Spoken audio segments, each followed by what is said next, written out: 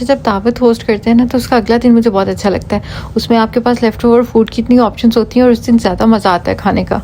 यहाँ मैंने हस्बैंड के लिए लंच पैक किया है, जो मैंने नान बनाई थी उसके राइस और साथ में थोड़ी सी चटनी। बच्चों का सुबह स्कूल का लंच बनाया, न्यूटेला वाला मैंने फ्रेंच टोस्ट बनाया और साथ में थोड़े से फ्रेंच फ्राइज़ बना दिए। और इसके साथ मैंने एक बनाया था एग एंड चीज़ का रैप।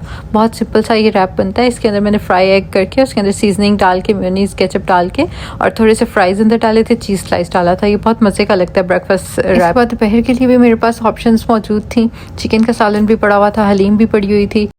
बर्तन जो रात को धो के रखे थे वो भी थोड़े समेटने वाले रहते थे, उनको थोड़ा सा साइड पे किया। ये फ्रेश हल्दी मैंने ग्रेट करके सुखा के रखी हुई है और इसको आजकल मैं कहवे में यूज़ कर रही हूँ। सालन में भी मैंने 2-3 दफ़ा डाली है। अच्छा, शेल्फ को जितना भी क्लीन कर लो ना, जितना भी चमका लो उसको, मेरा नहीं दिल मानता कि मैं शेल्फ पे डायरेक्ट रोटी वगैरह बनाऊँ। ये नान की डो मेरे पास लेफ्ट ओवर पड़ी हुई थी, उसके मैंने पेड़े करके रख दिए थे। मैदे से आपने जब भी पूरी, पराठा, पिज्ज़ा या नान बनाना है ना तो उसका पेड़ा हमेशा आधा पौना घंटा पहले करके रखें, तो वो बेलना बहुत आसान हो जाता है। और ये इतने मज़े की नरम खमीरी रोटियाँ बनी थी। मैंने नान की डो से खमीरी रोटियाँ बनाई थी और तवे पे ही बनाई थी, अवन में नहीं बनाई। इस तरह हल्का हल्का सा उनको प्रेस करते हुए।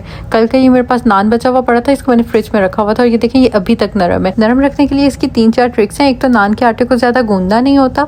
दूसरा, इसके अंदर खमीर के साथ साथ आपने थोड़ा सा मीठा सोडा, दही और मक्खन डालना है अंदर। तीसरा, जैसे ही आपका नान बेक हो जाएगा ना, गरम गरम नान के ऊपर आपने पानी ज़रूर लगाना है, इसको गीला कर देना है। नान आपका घंटों तो क्या, दिनों तक नरम रहेगा। मैंने हलीम के साथ नान खाया और उसके बाद मैंने गाजर का हलवा मज़ेदार सा गर्म किया, साथ में अपनी चाय एंजॉय की और अल्लाह का शुक्र अदा किया।